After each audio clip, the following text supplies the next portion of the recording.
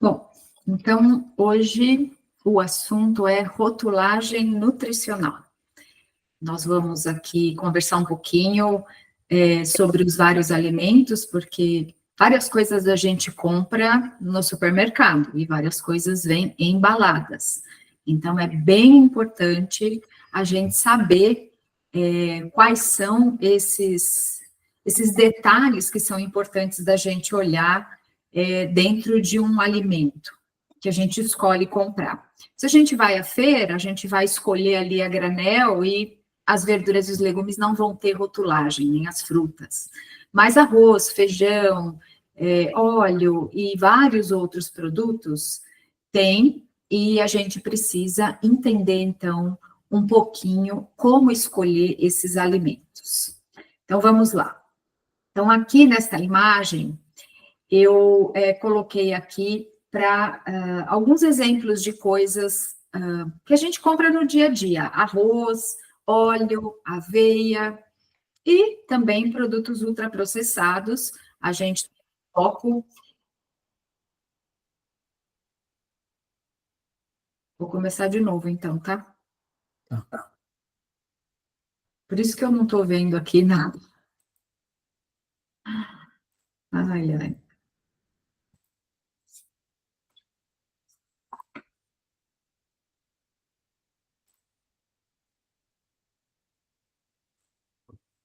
Então, hoje o assunto é rotulagem nutricional. Muitos alimentos que a gente tem no nosso dia a dia, que a gente consome no nosso dia a dia, vêm dentro de embalagens, e é bem importante a gente entender como é que a gente faz a leitura desses rótulos.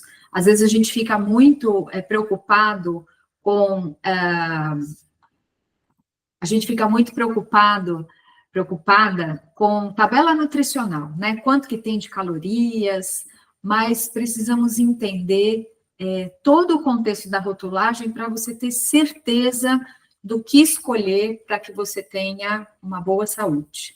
Então, por exemplo, aqui, nesta imagem, né? A gente tem arroz, a gente tem aveia, temos óleo, temos também um produto ultraprocessado, que esse não é dos melhores para a gente colocar no nosso carrinho de compras, né?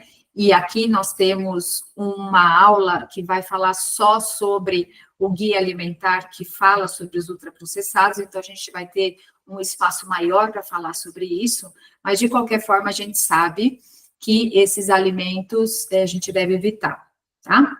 Então, aqui eu trouxe alguns exemplos e a tabela nutricional, que é um elemento importante da gente olhar, como ela recentemente teve uma mudança, é importante a gente entender a antiga e entender a nova também. Inclusive, a rotulagem frontal dos alimentos, eu vou voltar aqui, a rotulagem frontal, a gente consegue ver que ela modificou, né? Então, essas lupinhas aqui são relativamente recentes, e elas vão alertar para o teor excessivo de sal, de gordura e de açúcar, tá? E aqui também a gente tem um outro elemento na rotulagem, que é esse T, que indica os alimentos que são transgênicos.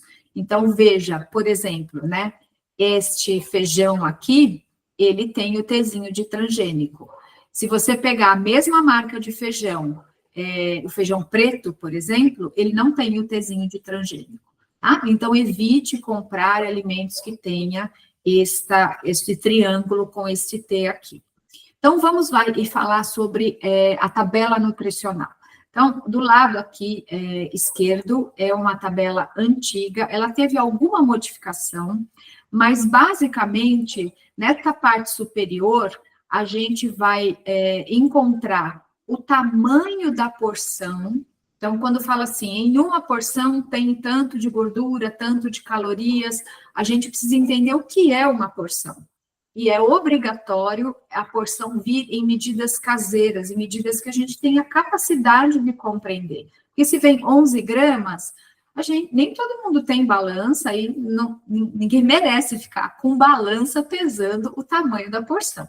Então, sempre vai vir uma medida caseira seguida da medida em gramas. Então, na tabela anterior já tinha isso, né? Medida em gramas e medida caseira. Nessa tabela atual a gente tem também.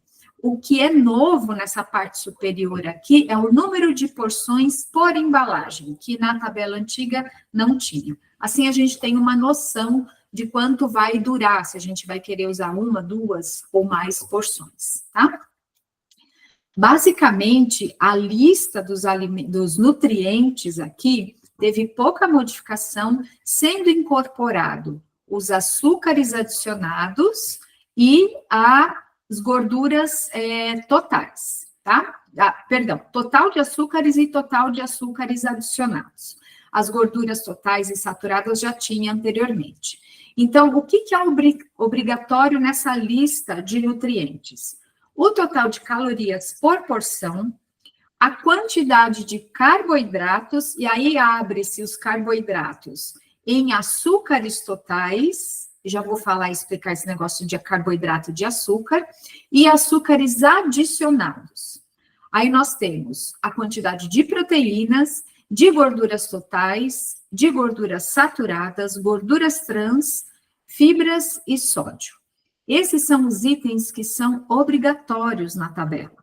Se aparece ali quantidade de B12, quantidade de cálcio, quantidade de zinco, isso aí é uma liberalidade do fabricante em adicionar. Não é obrigatório colocar essas informações, mas esta que eu citei é obrigatória, tá? Por carboidratos, a gente vai entender o nutriente carboidrato mesmo, porque, por exemplo, a gente tem fibras como um carboidrato, a gente tem o amido como um carboidrato, a gente tem os açúcares, a glicose como um carboidrato. Então, nos carboidratos vai aparecer o total de tudo isso. Embora tenha o teor de fibras aqui embaixo, este carboidrato aqui vai envolver todos os componentes, né, o que se chama tecnicamente de carboidrato. E a gente tem aula aqui falando só sobre carboidratos, tá? E aí, então, são os açúcares totais e o açúcar que é adicionado, aquele açúcar mesmo adicionado ao alimento, ok? Antigamente a gente tinha uma coluna só, agora nós temos duas colunas. Então, uma coluna, esta aqui, de 25 gramas no exemplo, é do tamanho da porção, e a do lado esquerdo é o quanto vai ter desses nutrientes em 100 gramas de produto. Isso foi uma convenção, na prática, não traz muita informação para a gente, consumidor. O que é mais importante é essa coluna que vem aqui do tamanho da porção, tá? E essa porcentagem do VD é do valor diário. Esta porcentagem aqui é calculado considerando uma pessoa pesando 70 quilos de 1,70 m. Porque precisa ter uma referência. Quantos por cento dessa quantidade, por exemplo, de carboidratos, de proteína, atende para uma pessoa? Que pessoa? Qual é o perfil dessa pessoa? Então, estabeleceu-se que é uma pessoa de 1,70 m, 70 quilos, tá? Na verdade, um homem de 1,70 m, 70 quilos. Porque esses cálculos, eles modificam de acordo com homens e mulheres. Então, veja bem, a gente usar essa porcentagem aqui para individual, né, individualmente, pode não ser a melhor alternativa, se você não estiver dentro deste perfil que eu acabei de citar, né, de peso e de estatura. Tá? Então, o mais importante é a gente ter noção aqui de como que vai ser o teor desses nutrientes em uma porção, tá? Aqui embaixo está dizendo da legislação, e essa legislação, esse rótulo, né, essa configuração de tabela, ela é do Mercosul. Então, os países que compõem o Mercosul têm a mesma rotulagem. Aqui eu queria falar um pouquinho da gordura trans, porque aparece gordura trans na tabela, e às vezes está escrito 0, você fala, então eu não vou consumir gordura trans, porque aqui na tabela está escrito 0. Mas aqui tem uma questão da legislação também, que se a porção contiver menos de 0,2 gramas, então uma quantidade pequena, o fabricante pode declarar que é zero. Mas 0,2, por exemplo, 0,19, 0,15, não é zero, é alguma coisa, né? Então, a gente tem que ficar atento à lista de ingredientes. E aqui, como eu já falei, essa lupinha aqui, ela vai indicar os açúcares adicionados, o teor de gordura saturada presente, não fala gordura trans, é a gordura saturada, e o teor de sódio. Então, o alimento pode ter só o açúcar, pode ter o açúcar e a gordura, pode ter o açúcar, a gordura e o sódio. A depender do tipo do alimento, vai aparecer uma, duas ou três lupinhas, tá? Em várias posições, ela pode estar de horizontal, pode estar na vertical, enfim, vai depender do tipo da embalagem. É bem importante, quando a gente for olhar a lista de ingredientes, considerar que ela está sempre em ordem decrescente. Ou seja, o primeiro elemento da lista é o que tem em maior quantidade naquele alimento. E assim por diante. Então, se a gente pegar um biscoito, a gente vai ter oportunidade aqui, daqui a alguns slides de olhar. Se pegar um biscoito, a gente vai ver farinha, gordura, açúcar, e aí vão os aditivos alimentares mais para o final da lista. Então, isso quer dizer que a farinha é primeiro, a gordura é o segundo, o açúcar é em terceiro. O que a gente quer? A gente quer, quando um alimento contiver açúcar, que ele esteja o mais longe possível do começo da lista. Isso significa que ele vai ter uma quantidade pequena. A precisão, a certeza de quantos gramas de açúcar adicionado, aquele açúcar que a gente adoça as coisas em casa, vai ter, a gente não vai conseguir saber com precisão, por cálculos e outras questões, mas, de forma geral, de maneira prática, é sempre importante a gente pensar que o açúcar tem que ficar lá no finalzinho da lista de ingredientes. Também no final da lista de ingredientes, a gente tem os aditivos. Então, os espessantes, os aromatizantes, os acidulantes, os conservantes.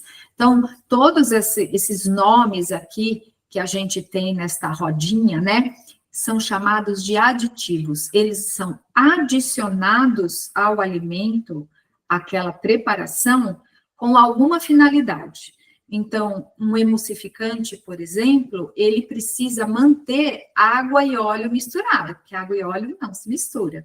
Então, quando a gente tem um alimento que tem presença de água e presença de óleo, a gente precisa manter esta emulsão, né, esta mistura estável. Um exemplo bem prático é uma margarina. Ela tem um teor alto de água e tem bastante óleo.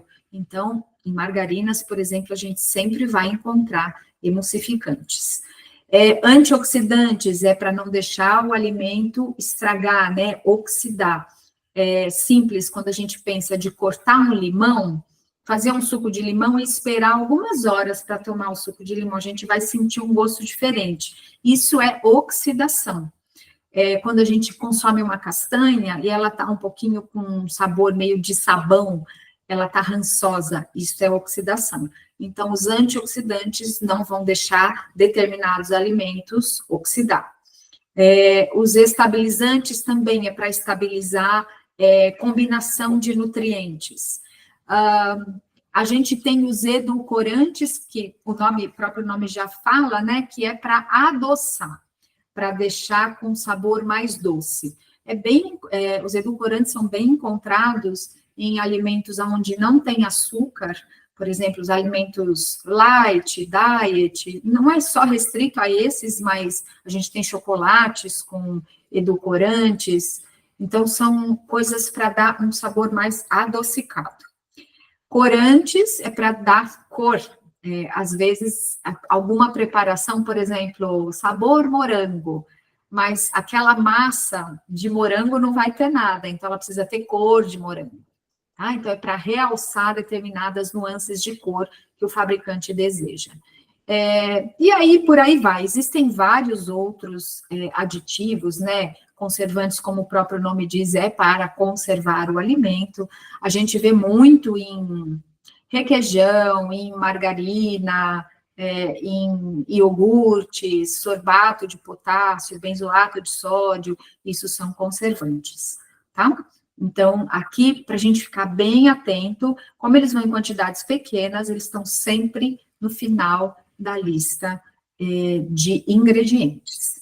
Fora isso, a gente ainda tem a data de validade, o fabricante, aonde foi produzido, como é conservado. Então, esses dizeres de rotulagem são bem importantes.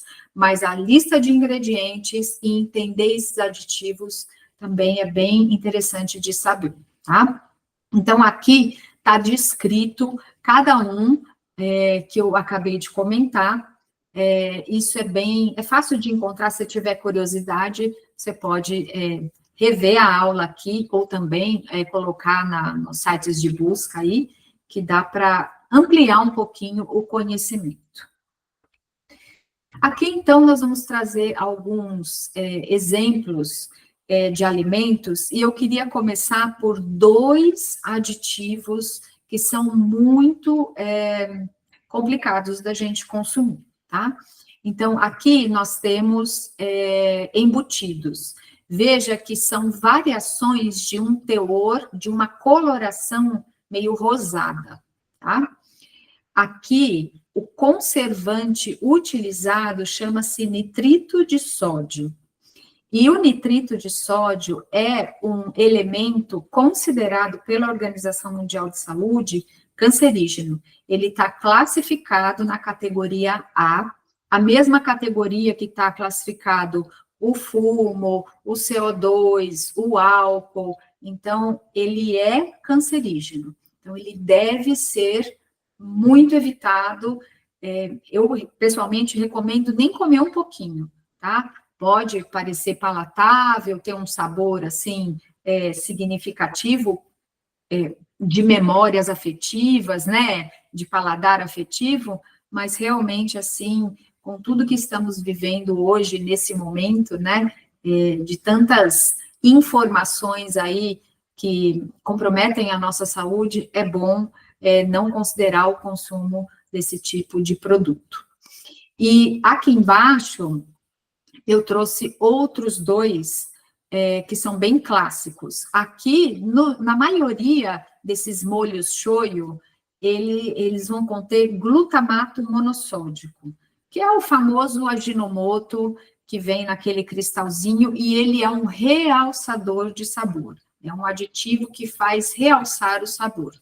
E ele realça de tal forma que chega a viciar as nossas papilas, né? Todos esses botõezinhos que a gente tem na língua e que percebemos o sabor, tá? Então, procure, por exemplo, no caso deste produto, existem vários no mercado que não contêm glutamato. A gente tem biscoitos com glutamato, biscoitos salgados, a gente tem preparações prontas, glutamato está em vários alimentos. E aqui, essa marca, por exemplo, deste xarope, é até bem antiga, assim, da minha infância. Isso aqui é xarope de glicose de milho, também conhecido como glucose de milho, glicose de milho, xarope de milho. Então, são variações de algo que parece um mel, mas que ele é quase que uma frutose pura, e frutose sintética, né? Extraído ali e usado para adoçar mesmo. A glicose no nosso corpo, ela segue um caminho intuitivo, assim, as células usam glicose, mas as nossas células não usam frutose, elas vão precisar serem transformadas em glicose. Então, não é interessante para o corpo, dá muito trabalho para o corpo consumir frutose.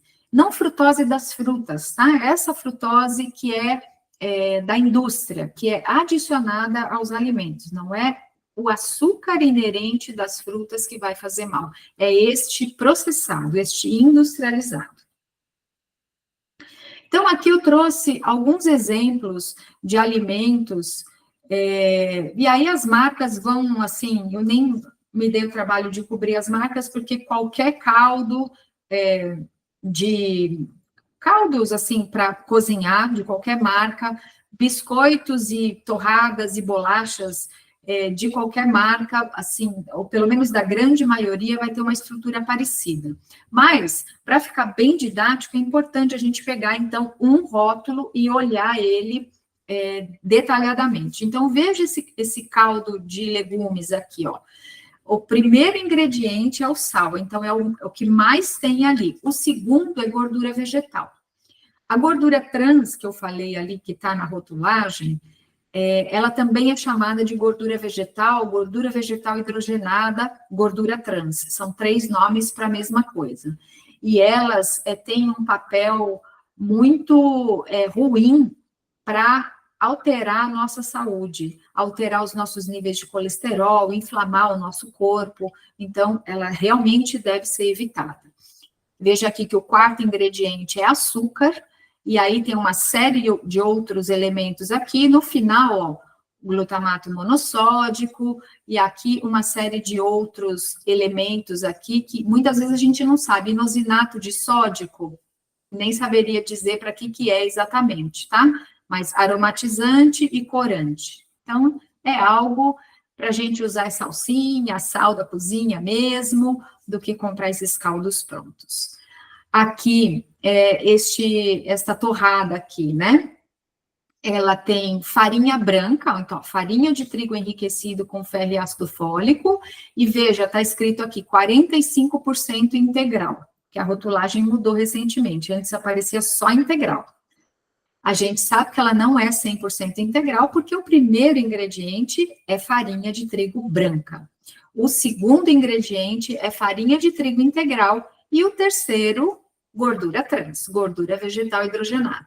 E muito provavelmente, se a gente pegar a tabela nutricional deste alimento, a gente vai ver lá 0 gordura trans, porque tem menos de 0,2 gramas de gordura trans em cada porção. Aí depois nós temos o quarto ingrediente como açúcar. Açúcar invertido não é açúcar, é um aditivo que deixa o açúcar contido ali, evita que ele cristalize, tá? Então, o açúcar invertido, ele não tem esse papel de adoçar, mas ele tem esta função. E aqui embaixo, todos os aditivos alimentares. Aqui, de novo, um embutido, para a gente ver, né? É a carne, a proteína de soja, o sal. Então, sal e sal hipossódico, terceiro e quarto item. Aí, açúcar, e daqui para frente, todos os aditivos. Olha o tamanho da lista de aditivos, tem glutamato, tem nitrito. Então, é realmente algo que eu não recomendo o consumo.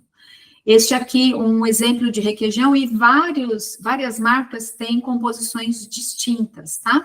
Então, é bem importante consultar para ter certeza que você está fazendo a melhor escolha. Então, o creme de leite, massa de coalhada, e a massa da coalhada vai leite e cloreto de sódio. Cloreto de sódio é sal, tá? Então, o segundo ingrediente já leva sal, e o terceiro, cloreto de cálcio, fermento, e daí vão todos os conservantes e aditivos alimentares que tem aqui. São bem grandes, a lista é bem grande. No açaí que a gente encontra na maior parte dos supermercados, veja que tem a polpa de açaí, o xarope de guaraná, que é bem comum ter, e xarope de glicose. Aqui está aparecendo só glicose.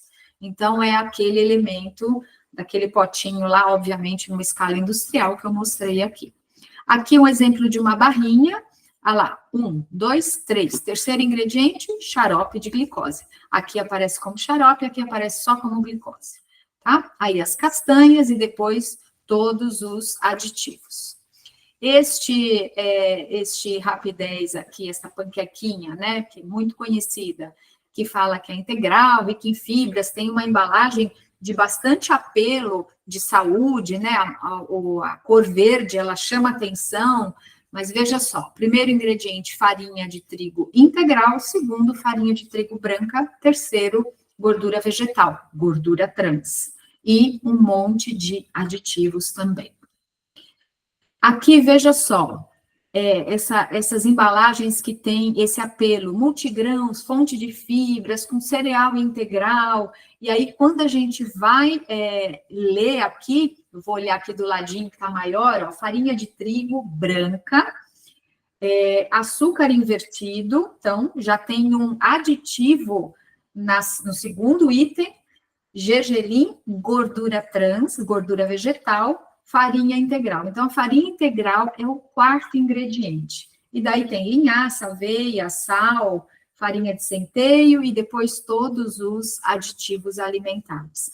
Então, os apelos de saúde que alguns alimentos têm, nem sempre eles estão entregando exatamente, às vezes deixa a gente um pouco confuso na hora de consultar esses rótulos. Então, é bom ter uma leitura atenta.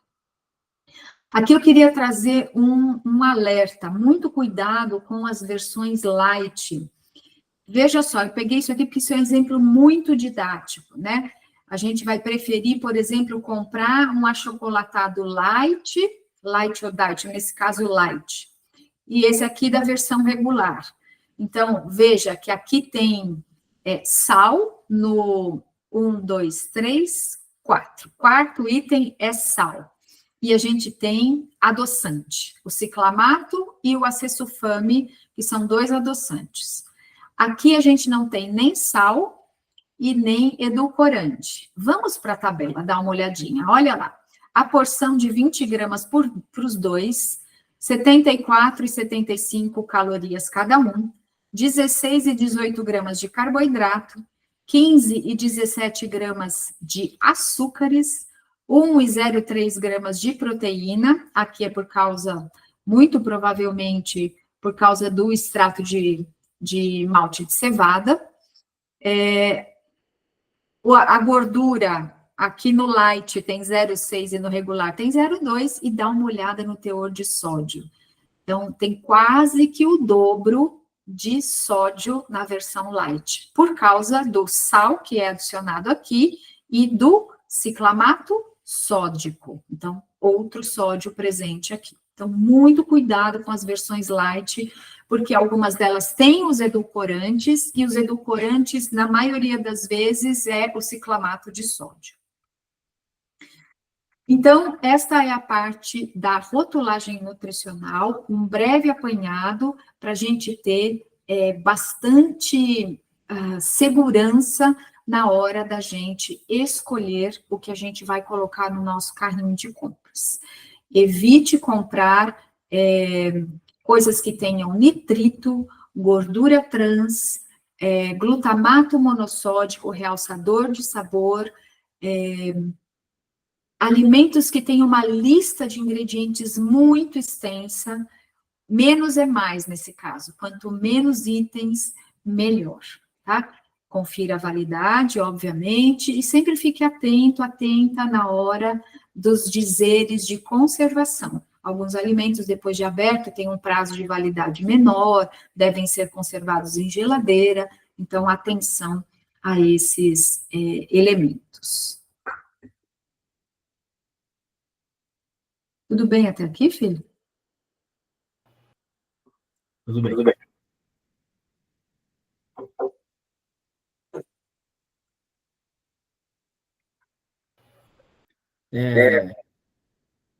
Abaixa um pouquinho o microfone, assim, porque está dando retorno para mim. Eu mexo aqui no azul? Estava dando, agora parou. Veio agora, como que tá? Acho que... Melhorou? Acho que sim. Essa parte aí legal que você passou, das marcas, as marcas todas, né, bem comuns do dia a dia, acho que tá bem legal, sim. Pode seguir, tá bom? Tá. Neste bloco, nós vamos falar um pouquinho sobre digestão e metabolismo. A gente entender um pouquinho esses processos todos que acontecem dentro do corpo de todos nós, em relação, ou desde o momento que o alimento entra pela nossa boca. Então, vamos entender um pouquinho aqui um cortezinho para a gente ver como é que é o nosso trato digestório, tá? Então, a gente tem aqui, do nosso lado, acho que fica até mais fácil de eu mostrar aqui. Aqui, desse lado, aqui embaixo, né? A gente tem glândulas salivares. Então, são essas glândulas que vão produzir a nossa saliva. Veja que a saliva não é produzida só quando o alimento entra na boca.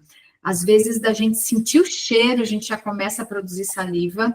Às vezes, da gente olhar o alimento, a gente começa a produzir saliva. E, às vezes, quando a gente lembra de um alimento que a gente gosta, a gente também produz saliva. Então, os vários órgãos do sentido também têm papel no estímulo da produção da saliva, tá? A saliva já tem uma enzima que a gente começa a fazer digestão dos carboidratos na boca. Então, a digestão vai acontecendo por fases em cada órgão, vou passar rapidinho, mas, por exemplo, os carboidratos começam com uma das enzimas que a gente tem chamada amilase salivar. Depois a gente tem a amilase do pâncreas, que é um elemento, aqui, se vocês olharem, vai ficar atrás do estômago, né? Então, está bem escondidinho aqui, é uma glândula que vai produzir a maior parte dos sucos digestivos, tá?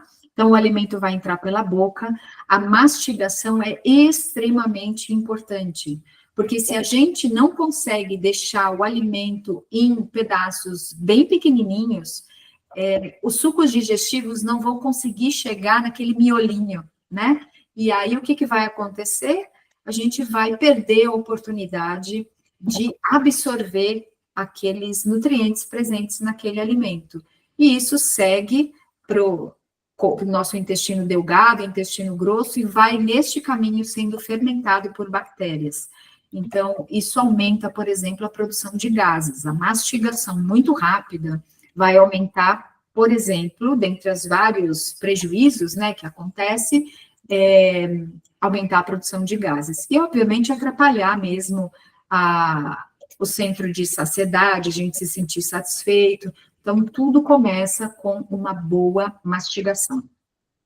Este caninho aqui, chamado esôfago, é o que vai ligar, então, a nossa boca ao meio interno, tá? Basicamente, é um tubo mesmo, que tem uma certa elasticidade, e ele não dá conta de coisas muito ácidas, e a gente sabe que o nosso estômago é ácido, então a gente precisa cuidar bem do que a gente coloca no nosso estômago, para que não exista o tal do refluxo, que é voltar este alimento do estômago para o esôfago, e aí esse conteúdo machuca bastante, né? O esôfago fica bem sentido quando volta conteúdo mais ácido do estômago para ele. Então, a gente tem aqui a presença do estômago, este órgão bem grandão que fica do nosso lado direito, embaixo da nossa costela, é o fígado. Depois a gente vai ter este emaranhado aqui no centro, que é o intestino delgado. Ele começa lá em cima, no finalzinho do estômago. Então, terminou o estômago, a gente tem um esfíncter que vai ligar com o intestino delgado. Essa primeira porção chama-se duodeno. Depois, a segunda porção do intestino delgado chama jejuno, e a terceira chama íleo.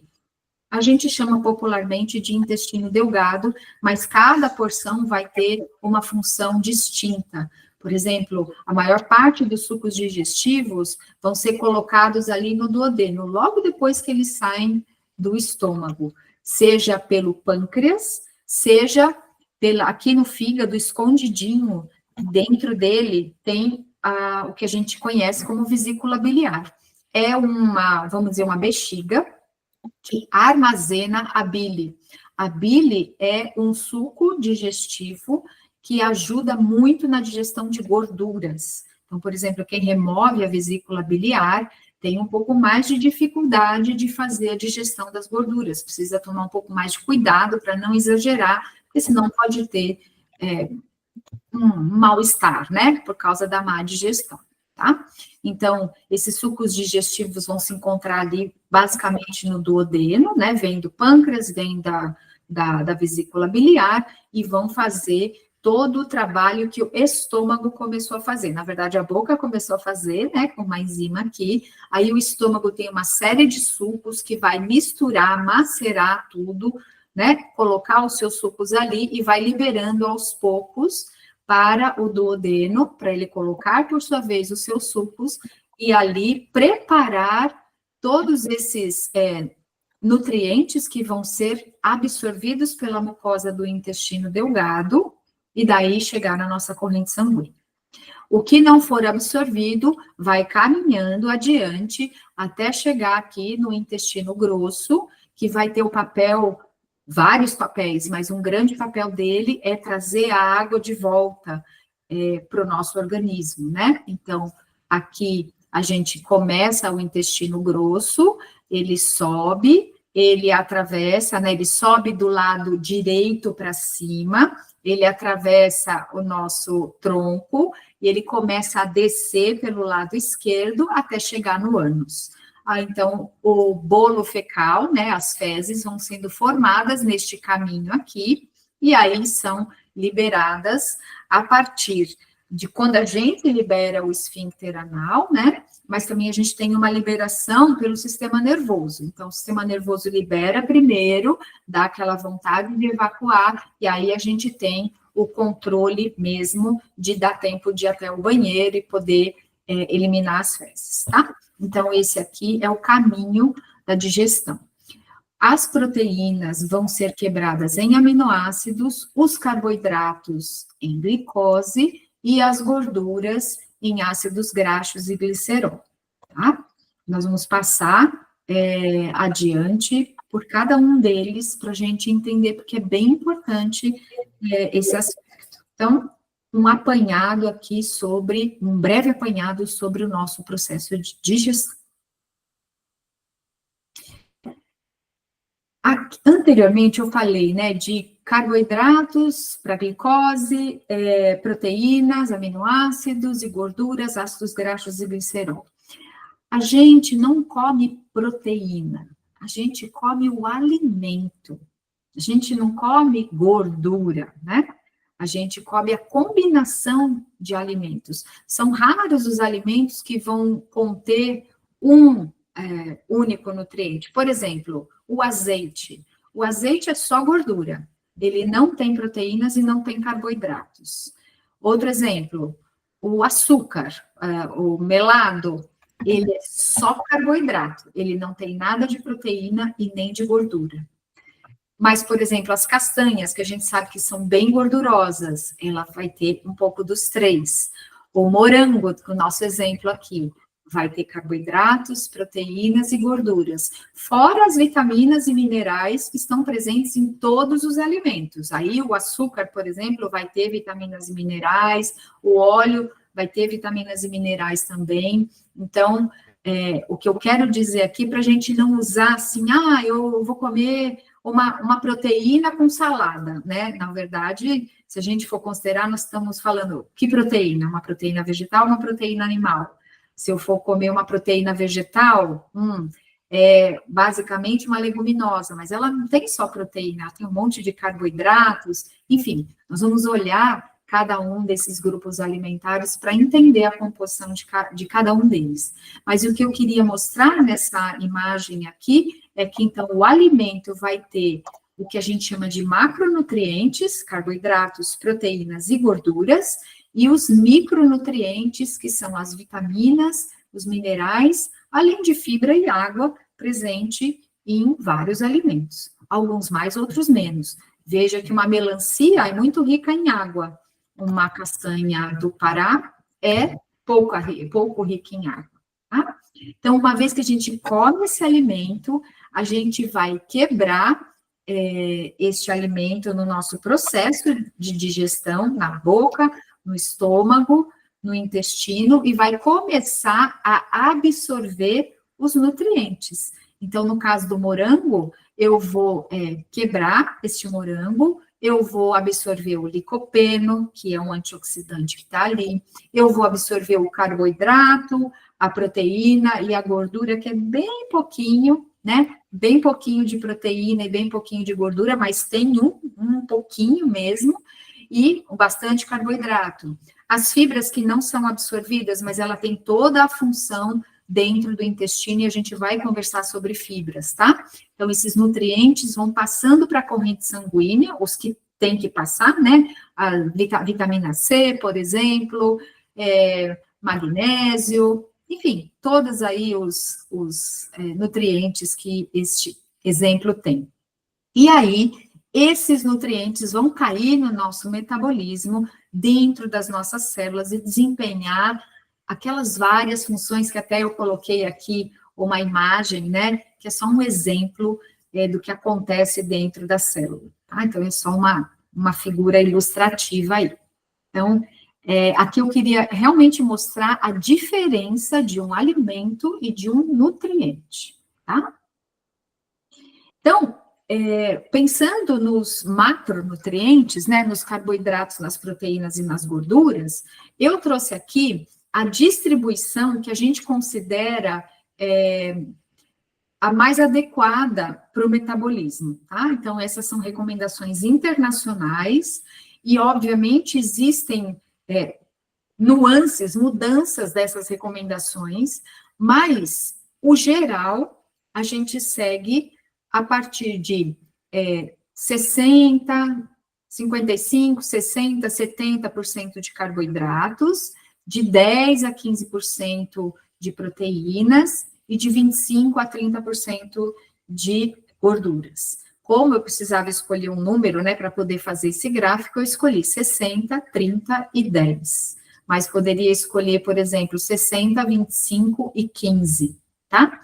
Então, aqui a distribuição para a gente ter o total de calorias do nosso dia. Então, eu, Ana, preciso de 1.500 calorias, por exemplo, dessas 1.500, 60% vão vir de carboidratos, 30% de 25 a 30% de gordura, de 10 a 15% de proteínas, tá? Lembrando que a maioria dos alimentos vai ter um pouco dos três, alguns alimentos vão ter uma quantidade maior de um ou de outro. Aqui, falando dos micronutrientes, de que micronutriente a gente está falando? Nós estamos falando dos minerais, então, na nossa imagem aí, o ferro, o zinco, o cobre, o cálcio, o magnésio, são todos minerais. As vitaminas, a vitamina A, a vitamina C, a vitamina B12, a vitamina B1, a vitamina B5, a biotina, então a gente tem vitaminas e minerais presentes em todos esses alimentos, além das fibras e da água, tá? Então, a água contida nos alimentos vai hidratar o nosso corpo, então, se eu como uma alimentação que tenha uma abundância de alimentos mais aquosos, que basicamente frutas, verduras e legumes, e algumas leguminosas, por exemplo, o feijão, a gente tem um caldo ali, né? E se a gente vai consumir um arroz que está mais molinho ou mais seco, isso aí vai variar o teor de água. Na prática, a gente não vai falar que eu preciso de 2 litros de água. 2 litros de água para qual biotipo de pessoa, né? Imagina uma pessoa de 1,60 m e 50 quilos. Imagina uma pessoa de 1,80 m e 80 quilos. Tem necessidades de água diferentes. Então, a gente costuma usar uma referência de 30 ml por quilo de peso.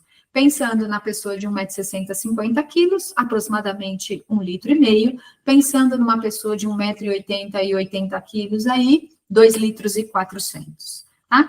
Para a gente não ter excesso ou falta de água, a depender da estrutura da pessoa.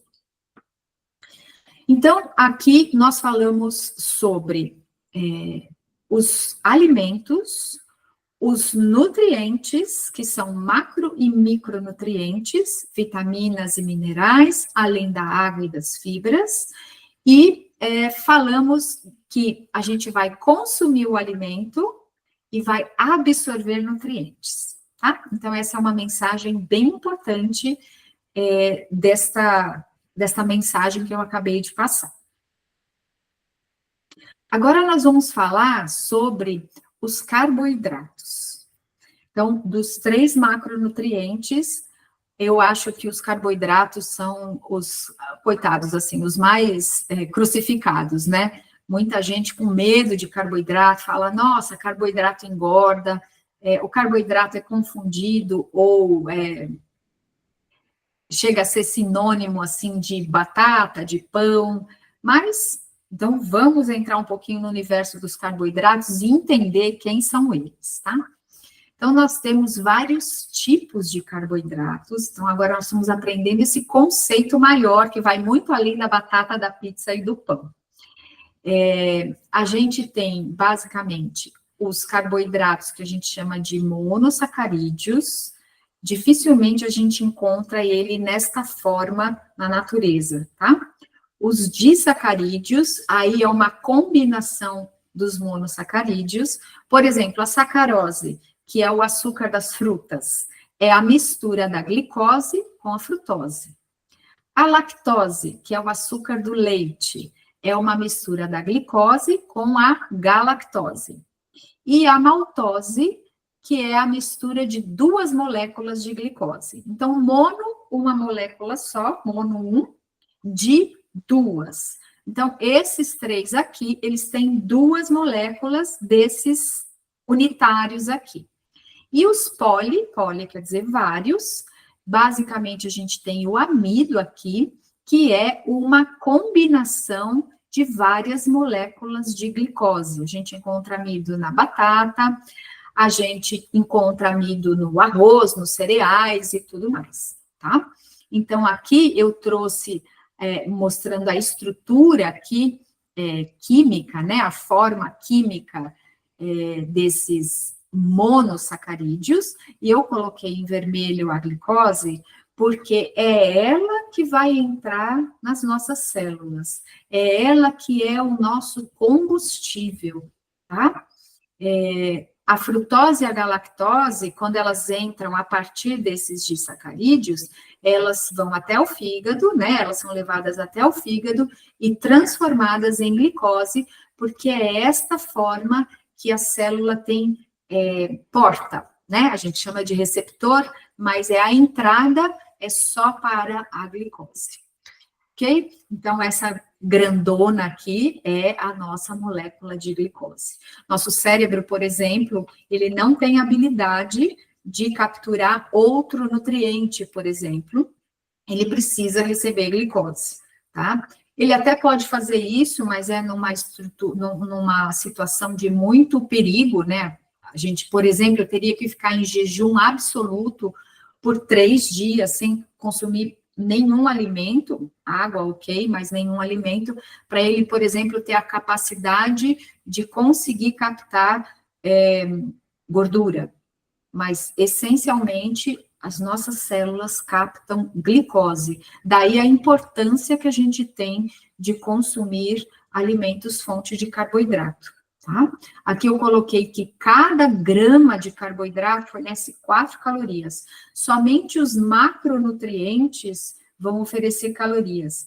A gente já, assim, ouve algumas pessoas falar, eu fiquei no soro, eu tomei soro e eu engordei depois do soro. Soro vai ter minerais, basicamente. Tem soro com glicose, mas muitos soro com minerais. Então, quem vai fornecer calorias para o nosso corpo são os carboidratos, as proteínas e as gorduras, sendo que os carboidratos, para cada grama dele, a gente vai receber 4 calorias. Quando terminar tudo, amarrar tudo, vai ficar mais fácil de compreender, tá? Então, esse aqui são os carboidratos, e aqui eu trouxe o exemplo de vários carboidratos. Então, nós temos carboidratos nas leguminosas, que são feijões, grão de bico, lentilhas. Nós temos carboidratos, por exemplo, em alimentos processados, nos cereais, aqui embaixo, nos derivados de cereais, por exemplo, o macarrão, a aveia, que não está aqui. Aqui, por exemplo, pode ser um cookie de aveia, né? Então, vou ter uma farinha de aveia, eu vou ter um açúcar aí, eu vou ter uma gordura, né? Mas para carboidrato, vamos assumir que esse coquizinho aí é coquizinho de aveia. Então, vai ser de carboidrato, vai ser a farinha de aveia, o aveia em flocos e o açúcar. O pão aqui, que é um derivado de cereal, então o trigo é um cereal, e aí eu faço farinha de trigo, e aí eu levo para a indústria ou para a padaria, né? E faço o pãozinho. Os tubérculos, então a mandioca, o cará, o inhame, a batata, todas as batatas são boas fontes de carboidrato. Aqui eu coloquei um exemplo aqui de feijão branco, né? Mas só para ilustração mesmo, uma fava, que são as leguminosas. Aqui o açúcar, o mel, pode ser mel de abelha, pode ser até aquele caro lá, que é um alimento processado, né? A frutose pura, mas é fonte de carboidrato também. O leite aqui é um exemplo da lactose, tá? Então, o leite ele vai ter gordura, ele vai ter proteína e ele vai ter a lactose, que é um carboidrato. E as verduras, legumes e frutas vão ter teores de carboidratos distintos. As frutas muito mais concentradas, as verduras e os legumes um teor bem menor, tá? Então, aqui um exemplo, uma passeada das fontes de carboidrato. Eu não coloquei aqui as castanhas, porque elas não têm predominância de carboidratos, tá? Mas elas têm um teor de carboidratos que a gente precisa considerar. Aqui eu coloquei os que são mais relevantes e quis aqui ilustrar com especialmente as frutas. As verduras e os legumes não é um teor significativo. Aqui é uma distribuição, nesta rodinha menor, aqui essa pizzinha menor, é aquela primeira que eu mostrei, que em outra aula, né, eu mostrei que é a distribuição dos macronutrientes, carboidratos, proteínas e gorduras. Então, aqui em azul, os carboidratos, em verde, as proteínas, e em amarelo, as gorduras. E aqui eu estou mostrando para vocês o teor de carboidratos que tem nas leguminosas, então nos feijões, veja aí que é da ordem aí um pouco mais de 60%, tem aí em torno de 11%, 12% de proteínas e em torno de 25% de 11% de gorduras e 25% de proteínas. Então, verdinha é proteína. Os cereais integrais aí, na casa de 80%, com em torno de 13% de proteínas, pouquinha gordura. As frutas, olha lá, 87%. Isso é as frutas todas, tá? A gente tem variações. Tem frutas que têm um teor mais concentrado de carboidratos, outras um pouco menos. Aqui, gente, é geral, é grupo. Eu não estou falando de um alimento específico. Elas têm pouca quantidade de proteína e de gordura. Os legumes. Nossa, Ana, mas tem 75% de carboidrato um legume, uma abobrinha, tem tudo isso. Só que, veja, os legumes, ele tem uma variação aí de 80% a 90% de água. Na água eu não tenho carboidrato, proteína e gordura. Então, eu vou ter aí de 10% a 20% de matéria seca, né, de matéria, onde eu vou poder medir os carboidratos, as proteínas e as gorduras. Então, nessa fração de uma verdura e de um legume que eu vou medir o teor dos macronutrientes. Então, percentualmente é um teor alto, mas na prática, em valor absoluto, a gente não tem um teor relevante de carboidratos, tá? Tem que pensar que isso aqui é matéria, 10% de uma abobrinha, assim. Se uma abobrinha desse tamanho, 10% dela é que eu vou pegar a quantidade de macronutrientes. Então, as verduras e olha as castanhas aqui, a quantidade que elas têm na casa de 16%. Então, os queijos vão ter um teor aí menos de 5%, os ovos em torno de 3%, carnes em geral e peixes é zero de carboidrato, tá? Então, aqui eu mostrei os vários grupos alimentares.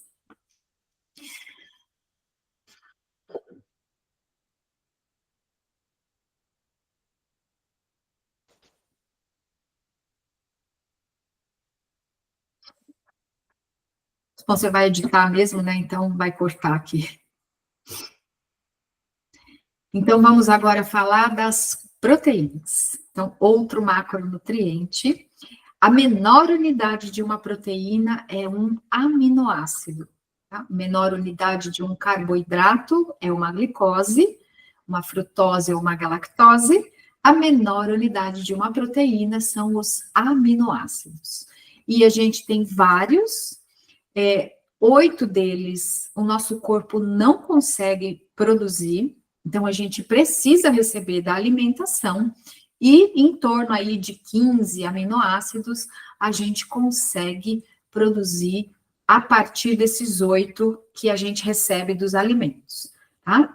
Então a gente chama de aminoácidos indispensáveis. São esses aminoácidos que eu obrigatoriamente preciso receber diariamente da alimentação.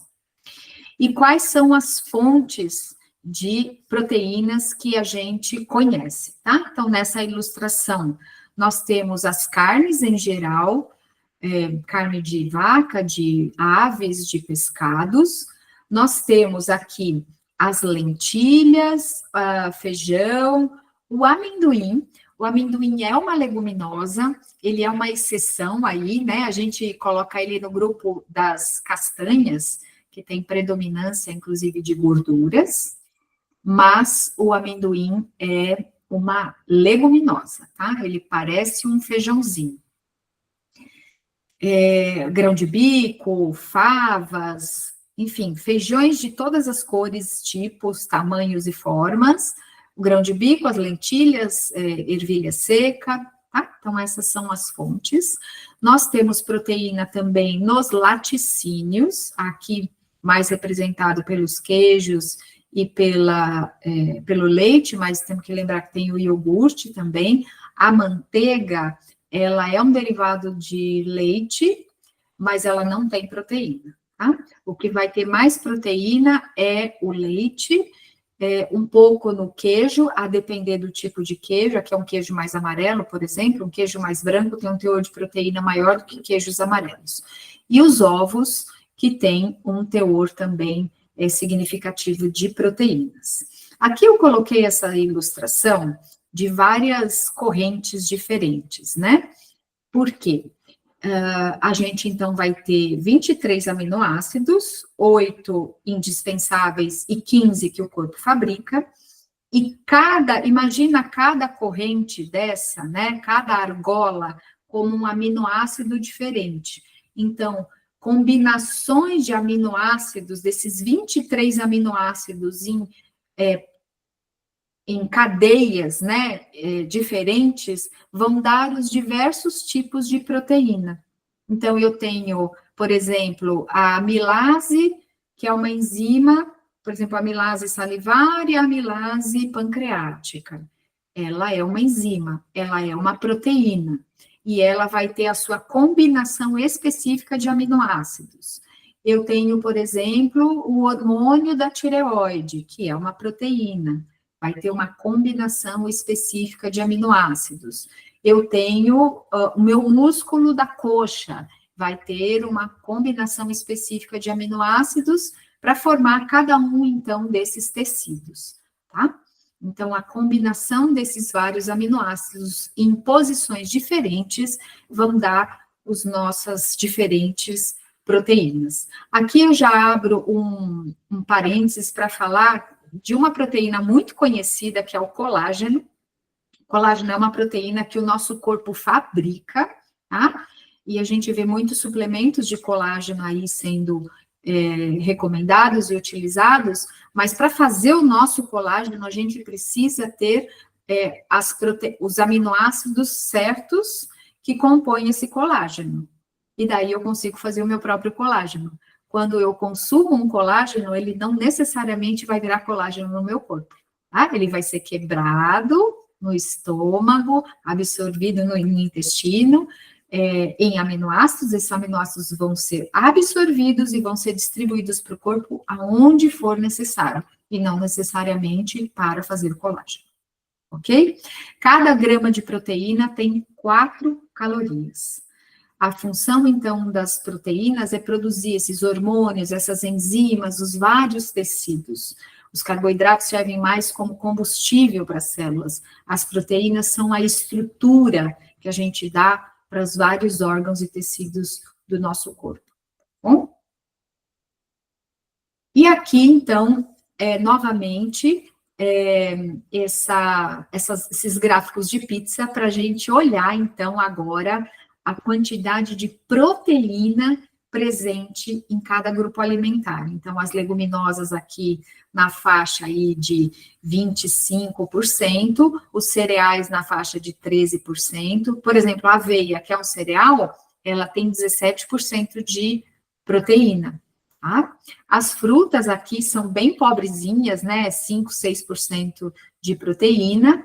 Os legumes vão ter aí na faixa de 20%, as verduras na faixa de 30%, as castanhas na faixa de 10%, né? 10, 11%. Os queijos vão ter e aí em torno de 25% de proteína. Veja que os queijos, a maior fatia dele são as gorduras. Os ovos têm na faixa de 35% de proteína. A gente acha que, né, ovo é super proteico, ovo tem mais gordura do que proteína. E carnes de vaca, de frango, de porco, vai ser metade proteína, metade gordura. Os peixes, sim, aqui tem um teor bem grande de proteína, aí na faixa de 75%, tá? O restante, 25% é de gordura. Então, agora, falando das gorduras, a gente tem vários tipos de cadeias de gordura. A menor unidade de uma gordura são os ácidos graxos, tem o glicerol também, mas a menor unidade são esses ácidos graxos. Elas são divididas basicamente em gorduras saturadas e insaturadas, de acordo com a cadeia, né, a estrutura molecular dessas gorduras. As gorduras têm funções diversas no nosso corpo. Por exemplo, elas conferem sabor, né, elas dão mais palatabilidade, né, mais sabor aos alimentos. As gorduras são fontes de energia. As gorduras, pensando na nossa própria capa de gordura, é um isolante térmico do nosso corpo. As pessoas mais magras tendem a ter mais frio do que as pessoas que estão com uma quantidade de gordura maior. As gorduras são veículos para a gente absorver vitaminas que a gente chama de lipossolúveis, né? A vitamina A, a vitamina D, a vitamina E e a vitamina K dependem de gordura para absorção. As gorduras são elementos estruturais das nossas membranas celulares, né? Então, a gordura tem, assim, muitas funções, assim, participa da formação de hormônios, então é bem importante, assim, não é algo para a gente excluir, é algo para a gente tomar muito cuidado com o tipo de gordura que a gente consome. Então, as gorduras saturadas, elas estão presentes predominantemente nos alimentos de origem animal, e no reino vegetal, elas estão presentes no coco, na palma, no dendê, né, no azeite de dendê, e elas tendem a ser mais sólidas à temperatura ambiente. Veja que a gordura do coco, ela, se o dia está mais frio, ela endurece. Se o dia está mais quente, ela fica fluida. Diferente de um óleo, por exemplo, um óleo de soja, um azeite. Se você deixar na bancada da cozinha e tiver um dia muito frio, ele não vai endurecer. A gordura, o óleo de coco vai endurecer, tá? Então, essa é uma tendência, tá? É uma regra geral e, claro, toda regra tem sua exceção. As gorduras insaturadas, elas têm, assim, uma estrutura mais flexível, vamos dizer, né? As gorduras saturadas, elas são mais rígidas, então as insaturadas são mais, vamos dizer assim, molinhas, mais flexíveis mesmo. E aí a gente vai encontrar aí Uma fruta que tem bastante gordura insaturada é o abacate, as castanhas, de forma geral, são ricas em gorduras insaturadas, os óleos, a chia, a linhaça, né? Aqui é a linhaça dourada e a chia, são alimentos com um alto teor de gordura. Cada grama de gordura tem 9 calorias, então, os alimentos que contêm mais gordura, eles vão fornecer mais calorias em menor volume. Então, vamos pegar um exemplo. Se eu pegar uma colherada de goiabada e uma colherada de doce de leite, os dois com o mesmo peso, vamos pensar, 10 gramas de doce de leite e 10 gramas de goiabada. O doce de leite vai ter um valor calórico muito maior pela presença das gorduras ali do leite, tá? Então, a gordura, ela concentra calorias. E a gente tem também a gordura trans. A gente tem aula aqui sobre rotulagem nutricional, que a gente fala da gordura trans. A gente tem aula também do guia alimentar, que vamos falar também sobre os alimentos ultraprocessados, onde a gordura trans é predominante.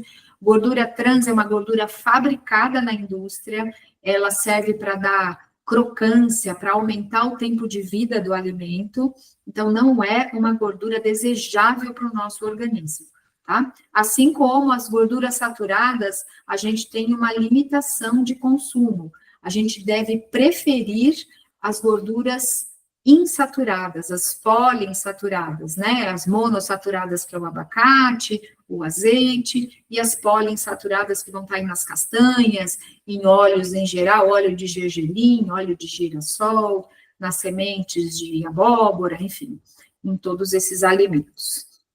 E aí aqui a gente vai olhar a quantidade de gorduras, então, veja que leguminosas, cereais, frutas, tem um teor de gordura muito pequeno. Olha o reino vegetal aqui em cima.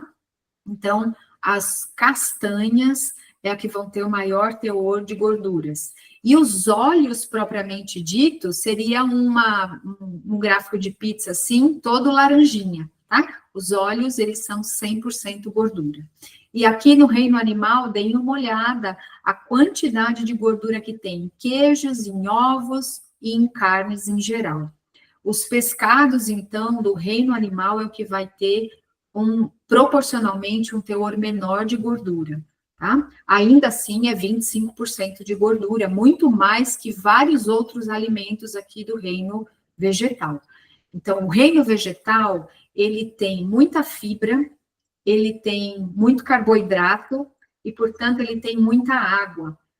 Ele vai ter em grandes volumes, uma concentração calórica relativamente menor se comparado com as gorduras, tá? A gordura vai concentrar, vai ter menos água, vai ser volume pequenininho, com alta quantidade de calorias. Então, pensando, carboidratos, 4 calorias, proteínas, 4 calorias, gorduras, 9 calorias por grama. Fibras não têm quantidade de calorias, inclusive porque elas não são absorvidas. Vitaminas e minerais são 0 de calorias. Elas não contribuem para o valor calórico total, individual de cada pessoa. Então, aqui, retomando, né, as fibras, vitaminas e minerais, elas estão presentes em vários alimentos, e aqui embaixo, essa parte superior aqui são alimentos do reino vegetal, que eu vou ter os 3 elementos, vitaminas, minerais e fibras, e aqui embaixo, os alimentos de origem animal não contêm fibras, essas fibras vegetais, vai ter fibra muscular, que é diferente das fibras vegetais que vão nutrir a microbiota protetora do nosso intestino, né, as bactérias positivas do nosso intestino, elas são nutridas, alimentadas pelas fibras vegetais, tá? E pelos carboidratos também. Bactéria boa gosta de carboidrato e de fibra. As bactérias que não são tão protetoras, que produzem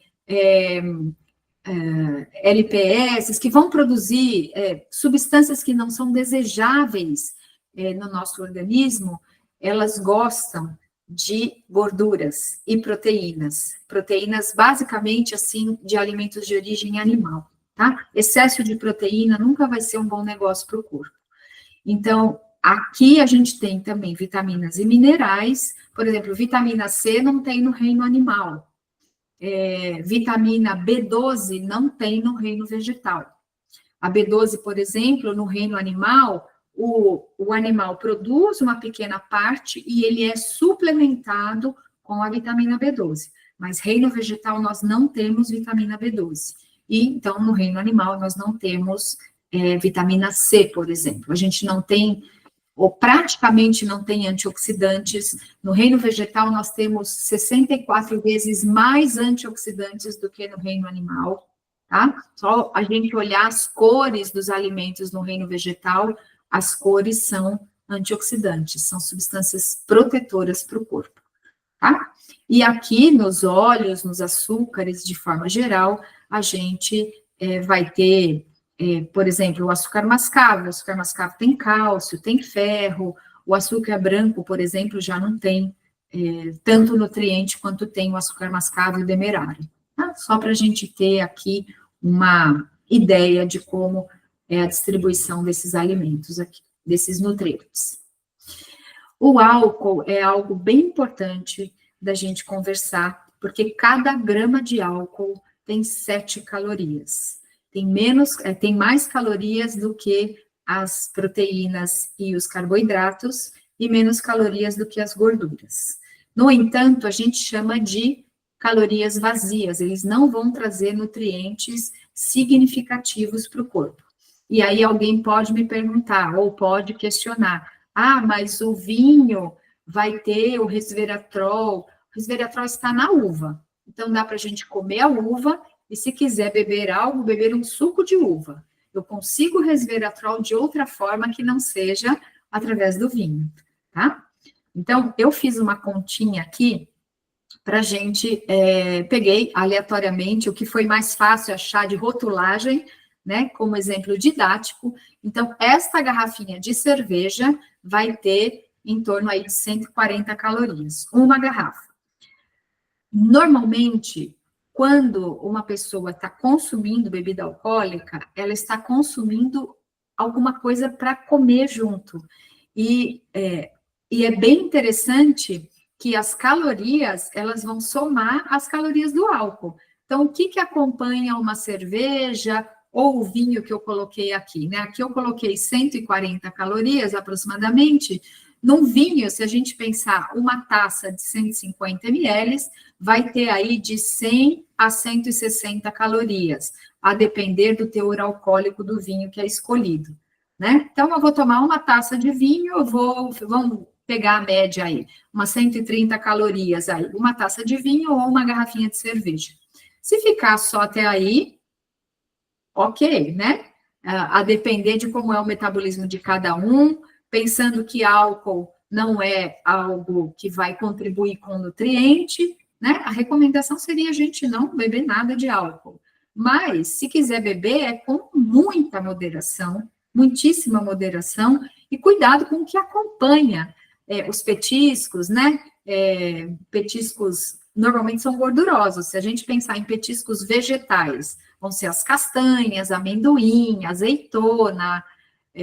Se a gente pensar em comida de bar, vai ser petisco de carne, petisco de queijo, batata frita, que é também daí do reino vegetal, mas são todos alimentos que vão ter muito teor de gordura. Então, muito cuidado com o consumo de álcool per si, né? Porque o álcool é classificado como um elemento que não deve ser ingerido pelo corpo, mas ele tem a sua participação social, vamos dizer assim, né? E aí, a combinação do álcool com alguma outra coisa é que fica mais preocupante.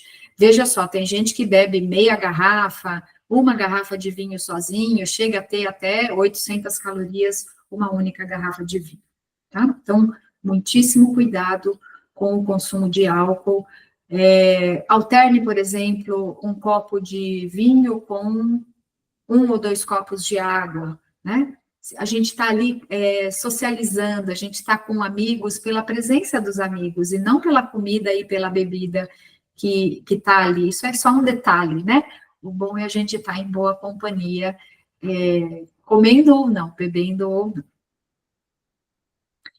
Então, aqui a gente encerra este módulo que falou um pouquinho sobre os carboidratos, as proteínas e as gorduras, né? O teor nutricional de cada um, né? O teor calórico, 4 calorias para os carboidratos e as proteínas, 9 para as gorduras, 7 para o álcool, nenhuma caloria para as fibras, para as vitaminas e para os minerais.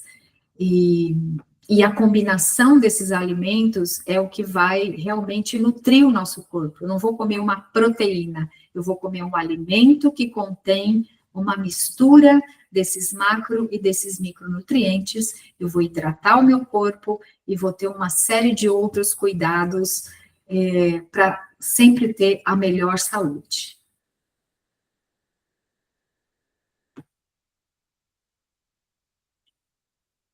Eu acho que era isso hoje.